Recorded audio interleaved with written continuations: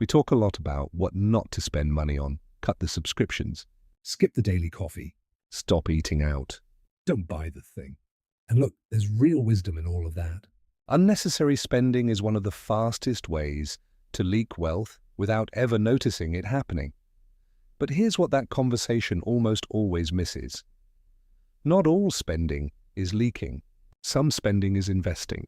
Some purchases don't just cost you money, they return money. They return time. They return opportunities that compound over years into something far more valuable than whatever you paid for them.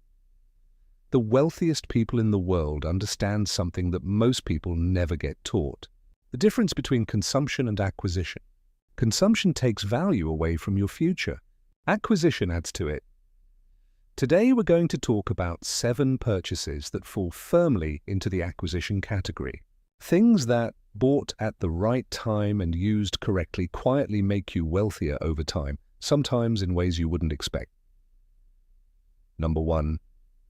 Books. This one sounds almost insultingly simple. But stay with me. A book costs somewhere between $10 and $20. A good one contains 30 years of someone's lived experience, compressed into something you can absorb in a few hours. Think about that exchange for a second. You're paying $20 to skip decades of trial and error, to learn what someone figured out the hard way without having to make the same expensive mistakes yourself. Warren Buffett, one of the most successful investors in history, reportedly spends around 80% of his day reading. Charlie Munger, his longtime business partner, once said that he had never met a truly wise person who didn't read constantly. That's not coincidence. The return on a great book is incalculable. One idea from one book applied at the right moment can change a business decision, a career move, or a financial choice in ways that dwarf the cover price by thousands of times. The problem isn't that people don't know books are valuable.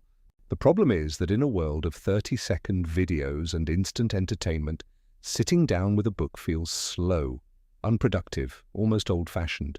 But that friction is exactly why it's still an edge. Most people won't do it, which means the ones who do quietly accumulate an enormous advantage over time.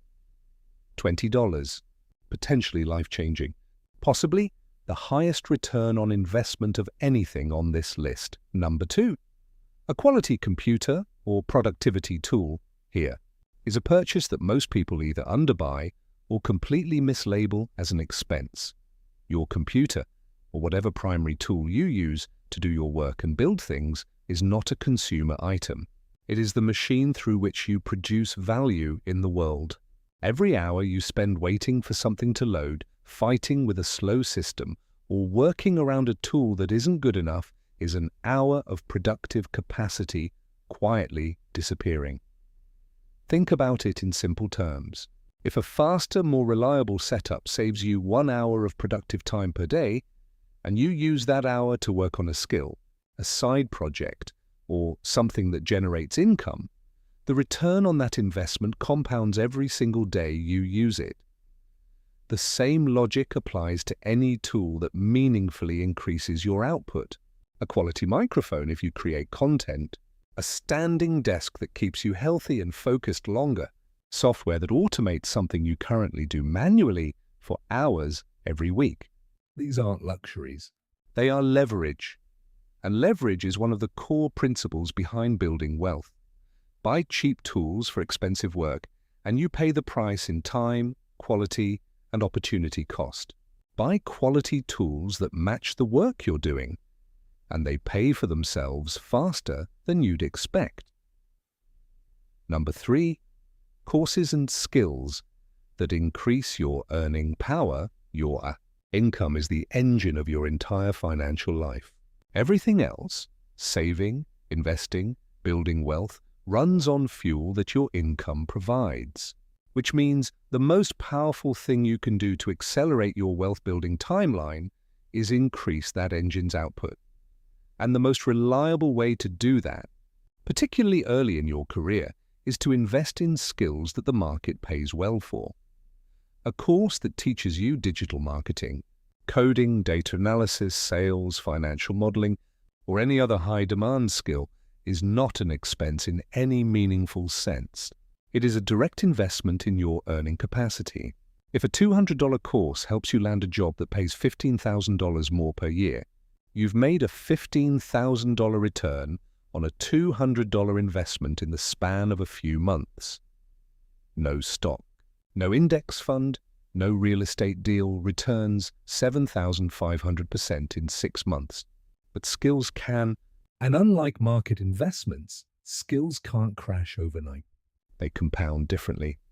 Through experience, through application, through the confidence that comes from genuine competence.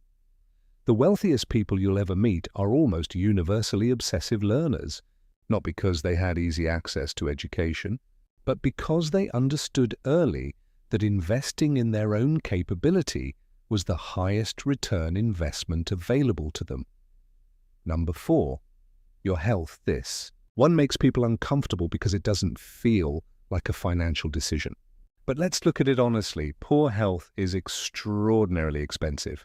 Medical bills, lost productivity, reduced energy, shortened career longevity, and the compounding cost of chronic conditions that could have been prevented or managed earlier. The financial toll of neglecting your health is Genuinely staggering when you add it up over a lifetime, a gym membership, quality food, regular checkups, good sleep habits, a decent pair of running shoes. These are not indulgences. They are maintenance costs on the most important asset you will ever own, your body and your mind. Think about it through an investor's lens. A car that never gets serviced eventually breaks down in the most expensive way possible. A body that never gets maintained does exactly the same thing, just with higher stakes and steeper costs. Beyond the medical economics, there's a performance dimension that directly affects your wealth-building capacity. People who exercise consistently report higher energy levels, sharper focus, better decision-making, and more resilience under pressure. All of those things translate directly into better work, better financial decisions, and a longer runway of productive years.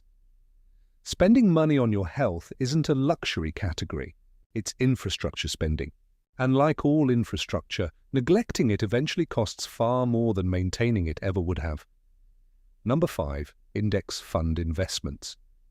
We've talked about investing on this channel before, but it belongs on this list because too many people still think of investing as something you do after you've figured everything else out. It isn't. It's something you do as early and as consistently as humanly possible, because time is the ingredient that makes compound interest work. and every year you wait is a year of Compounding you never get back. An index fund is simply a fund that tracks a broad collection of stocks, essentially the overall market, rather than trying to pick individual winners. It's boring by design, and that boringness is precisely why it works. The math is straightforward. $1,000 invested at 25, growing at an average of 8% annually, becomes around $10,000 by the time you're 55. That same $1,000 invested at 35 becomes around $4,500 at 55. Same money, same return. 10 years of difference in timing cuts the outcome by more than half. The best time to start investing was yesterday. The second best time is today, and the purchase that starts that clock, whether it's opening a brokerage account, setting up an automatic monthly investment, or moving money from a low-interest savings account into the market, is one of the smartest financial moves you can make regardless of where you are in your journey. Number 6, a mentor, advisor, or the right room. There's an old idea that you become the average of the 5 people you spend the most time with. And while that's a simplification, the underlying truth it points to is real and well documented. The people around you shape your beliefs about what's normal, what's possible, and what's worth pursuing. If everyone in your immediate circle lives paycheck to paycheck and treats financial ambition as either unrealistic or unseemly, that environment quietly sets a ceiling on your own thinking. Proximity to people who are further along than you, whether through a mentor relationship A paid advisor, a mastermind group, or even a community of like-minded people is one of the most underrated purchases you can make. Not because successful people hand you their secrets, but because being around them recalibrates your sense of what's achievable. A good financial advisor who helps you avoid a single major mistake, a bad investment, a tax error, a misguided insurance decision, can save you multiples of whatever their fee costs. A mentor who's already built what you're trying to build can compress your learning curve from years to months. Access to the right room, the right conversation, the right perspective, the right network has launched more careers and businesses and financial trajectories than almost any other single factor. And sometimes that access costs money. It's almost always worth it. Number 7, time. This last one is the most counterintuitive of all because you can't buy time directly, but you can absolutely buy it back. Think about the things in your life that consume hours you don't want to spend. Cleaning, administrative tasks, Errands that eat your Saturday. work that falls below your skill level but takes hours regardless. Every hour spent on something you could pay someone else to do, if you can genuinely afford to, is an hour you could spend on something that builds your wealth, your career, or your health. This is the logic behind outsourcing. Delegation and automation? It's not laziness. It's leverage. It's understanding that your time has a value.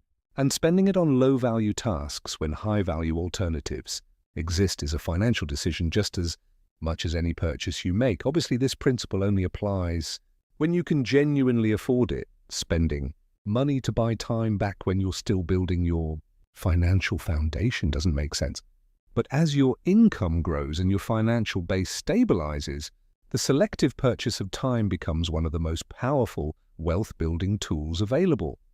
The people who build extraordinary things aren't doing it because they have more hours. They have the same 24 hours everyone else has. They've just gotten ruthless about what deserves those hours and what doesn't.